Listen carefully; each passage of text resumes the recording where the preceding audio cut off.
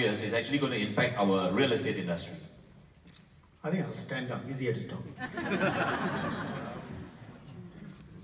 There are three different questions there. What's the state of the economy? What's the state of the economy in 5 years? I don't know that anyone can tell you that in 5 years.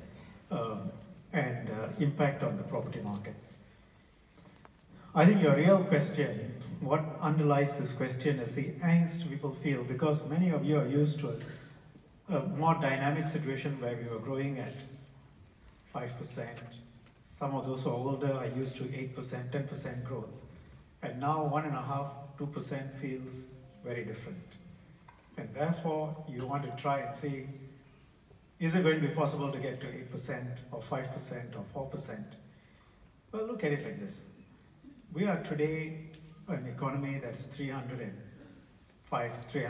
billion in this small place of 700 square kilometers. Malaysia is 175,000 square kilometers.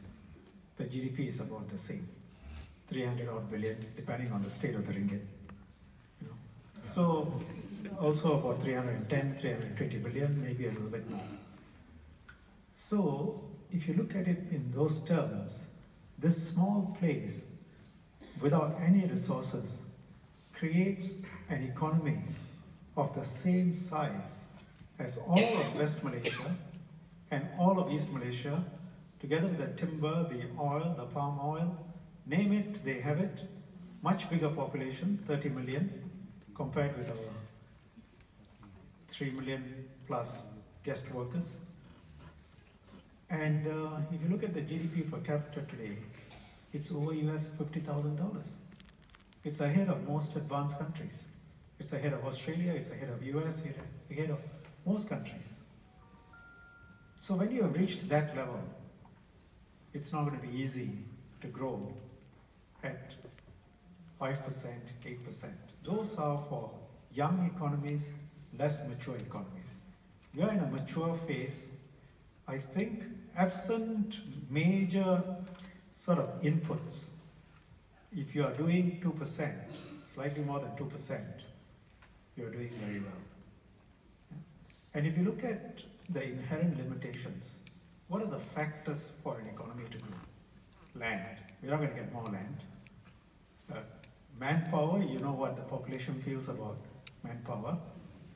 The input into the labor force is in fact decreasing. Population is aging, and the government has had many political challenges in dealing with immigration, not just Singapore government, throughout the world. But we have had our challenges, you know about that. And publicly, the linkage between immigration and growth is not something that many people have understood. But we still continue to have immigration. Even the 6.9 million that was in the white paper, many people don't understand. The citizen population was expected to grow from 3.2 million to 3.6 million by the year 2030, only by 400,000. And the PR population was estimated to be at about 550,000, which is the figure today. So the total resident population was expected to grow from 3.6 to 4.1. The rest was guest worker population. But even, I don't think many people understood it. People only looked at the 6.9 million figure, and that became a political issue. So immigration is not an easy issue to handle. It hasn't been easy in the US, it hasn't been easy in Europe, anywhere in the world. But we have handled it, I think, relatively well. And brakes have been put in terms of immigration in a way that's politically sustainable. But the government believes that the current rate of immigration is something that is sustainable, because in the end there is also limited space. So if you look at that, then the real growth has got to come from capital, which we have, and innovation and productivity. Now those are not easy, but that is why the government is putting billions of dollars into those to try and increase productivity, technology, try and get the best out of it, see whether it can be slightly more than 2% or higher. But so we need to first start understanding where we are relative to others. We are at a much higher base. And at this high base, if you look at countries at this kind of levels, they grow unless they are able to tap into a larger population.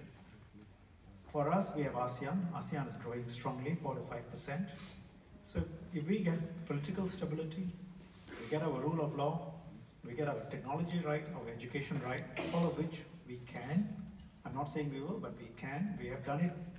There's no reason why we cannot do it. Then we can plug into the growth of ASEAN. And to me, I'm very optimistic about Singapore because our young population is one of the best educated in the world. They are hungry. They are technologically savvy. Our middle-aged population, government, and you will see in the budget, will put a lot of emphasis on looking at industries and transforming entire industries to new ways of doing things across the value chain. We will put forward those plans. We will put money into them. It's for the businesses to come in and say, okay, we will do it. But the market is out there. It's accessible. And this place can continue to be a place that people want to be in, both Singaporeans and others who will want to invest here. Because your money is safe, you are physically safe, it's a logical system. Nobody's going to come and knock on your door and say, I want what you have. Nobody is going to say, I know the minister and therefore I can take what you have. All of those things are not possible here. Rule of law, clarity, top-rate financial system that doesn't have scandals. You will have rogues, but on the whole, clean. So, growth, I think you must get adjusted to the idea that the growth we are having, with a bit of productivity, it can grow up a little bit more, but it's very difficult to get back to the rates we had in the 70s and 80s. Whether Singapore can be a good place, the answer is a clear yes. 5 years, 10 years, as long as these conditions exist. If we can't be united, if we can't work together, we don't have stability, or our system changes, then all bets are off. Until then, we would be, I think, a fantastic place to invest in property. Now,